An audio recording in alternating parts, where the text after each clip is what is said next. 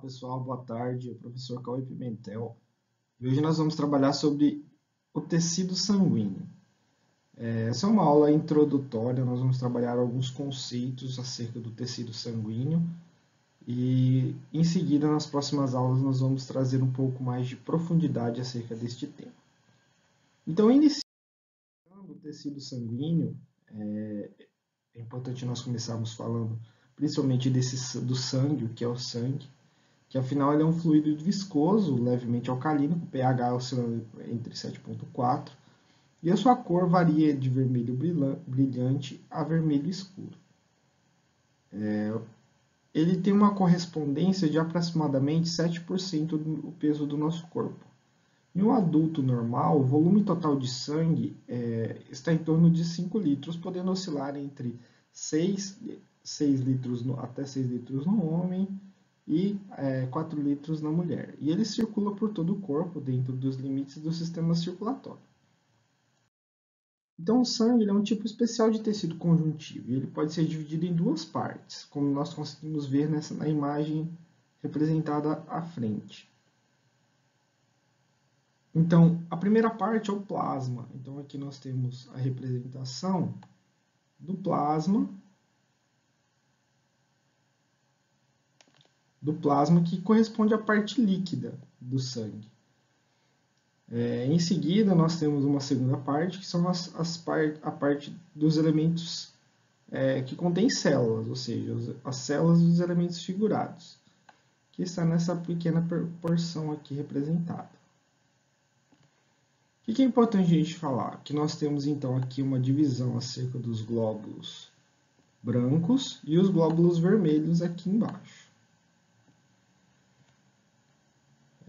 Essa representação é importante porque nós começamos a pensar e entender como esse sangue ele é distribuído. Nessa imagem, logicamente, é uma imagem onde está mostrando a heterogeneidade do sangue. Para alcançar informações como essa, então é importante que ocorra o processo de centrifugação desse sangue. Porque, do contrário, o sangue ele se encontra homogeneizado no nosso circuito vascular. Então, o sangue é constituído por 3 diferentes linhagens celulares, principalmente. Então, nós temos os glóbulos vermelhos, que são os eritrócitos, ou também conhecidos como as hemácias, os glóbulos brancos, também conhecidos como os leucócitos, e as plaquetas, ou também conhecidos como os trombócitos. Aqui nessa imagem a gente consegue ver a sua distribuição. Então nós temos aqui a representação das plaquetas, dos glóbulos brancos e aqui dos glóbulos vermelhos.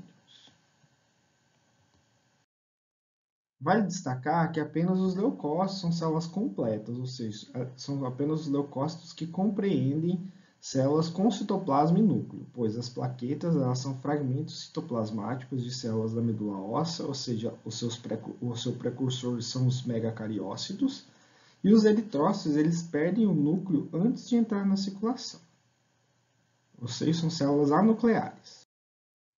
Então agora vamos falar um pouquinho mais acerca dos glóbulos vermelhos.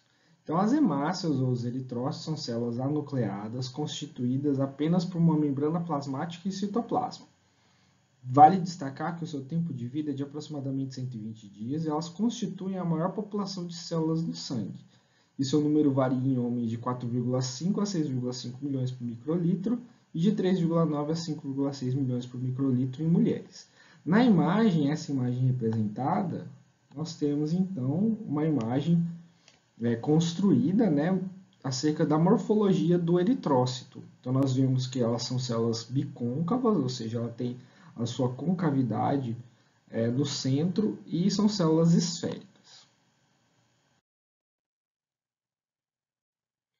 Então as hemácias ela tem forma homogênea, de corpúsculos circulares e bicôncavo, e de tamanho relativamente uniforme, ou seja, se não ocorrer nenhum processo patológico, essas hemácias elas vão garantir o seu tamanho regular, com diâmetro médio de 8 micrômetros.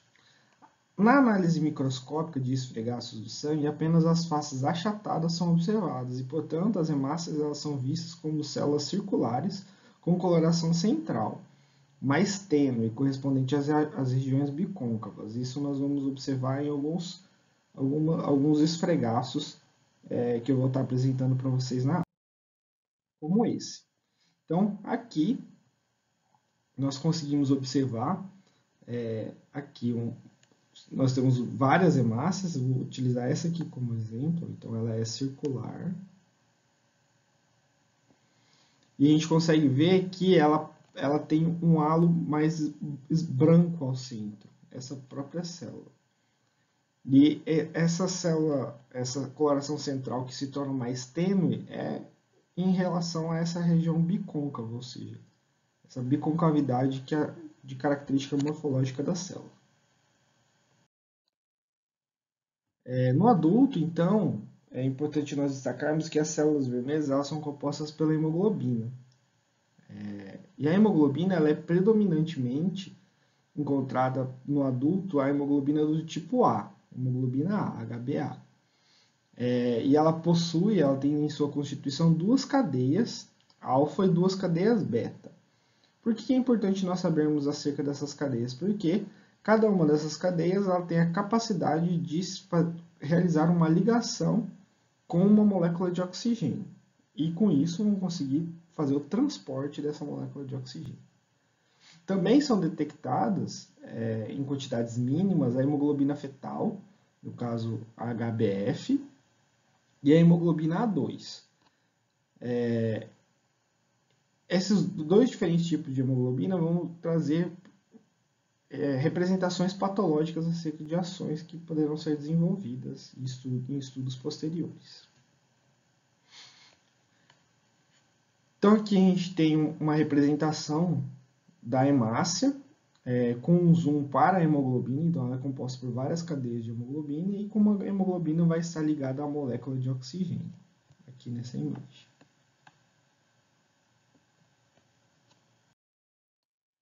Então, quais seriam as funções dos glóbulos vermelhos? As funções primordiais dos glóbulos vermelhos são, primeiro, transportar o oxigênio dos pulmões aos tecidos, mantendo a perfusão tissular adequada. O ideal que seja acima de 90%.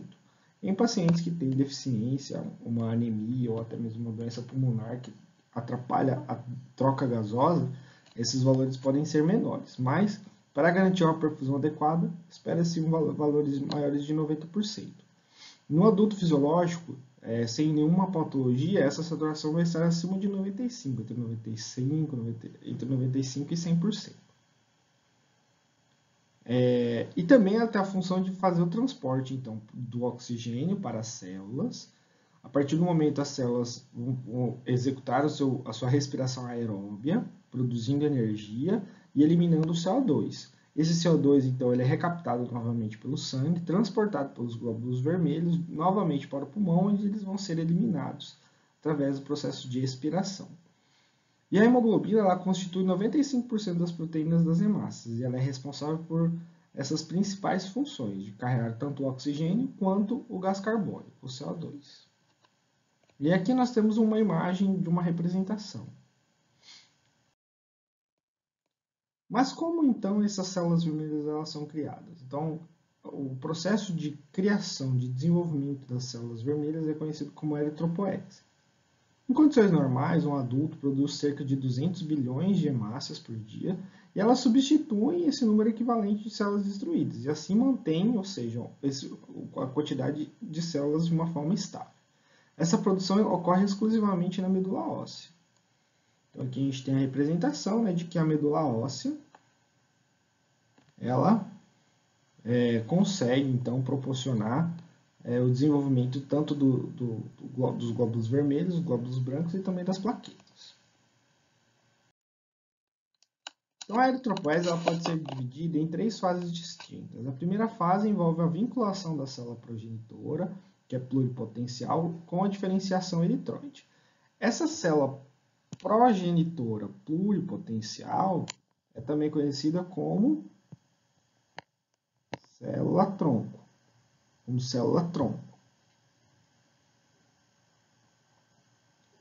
Nesse segundo momento, então, nós vamos ter a fase da eritropoetina independente ou precoce e na terceira fase, a fase da eritropoetina dependente ou tardia. Então, a fase da eritropoetina independente ou precoce é a fase que vai envolver pouco a ação do hormônio da eritropoetina, que é mais presente na segunda fase, na terceira fase, que é a fase tardia. Os processos de maturação eritroide, então, envolvem grande variedade de células em diferentes estágios de maturação, sendo que o conjunto total de células eritroides é chamado éritron. Então, o éritron é o conjunto total dessas células eritroides, e é importante a gente conhecer sobre o éritron, porque o éritron é o órgão funcional, principal reserva de ferro no nosso organismo. E esse termo enfatiza, então, a unidade funcional das células envolvidas na eritropoese, sendo que o ferro é constituinte das células vermelhas. Aqui nós temos a representação da síntese da eritropoese. Então, aqui nós temos os pontos que representam a hemoglobina. Nós temos, então, inicialmente o proeritroblasto. O proeritroblasto, nós temos até esse momento aqui,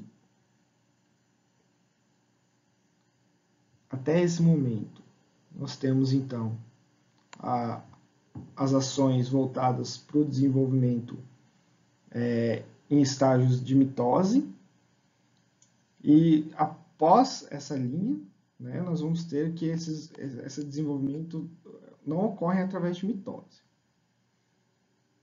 Então, nós temos o proeritroblasto, em seguida o eritroblasto basófilo, em terceiro momento o eritroblasto policromático, que evolui, né, para o próximo estágio, que é o eritroblasto ortocromático. Em seguida, vai evoluir para o reticulócito e somente após a maturação do reticulócito que nós vamos ter, então, a hemácia totalmente formada.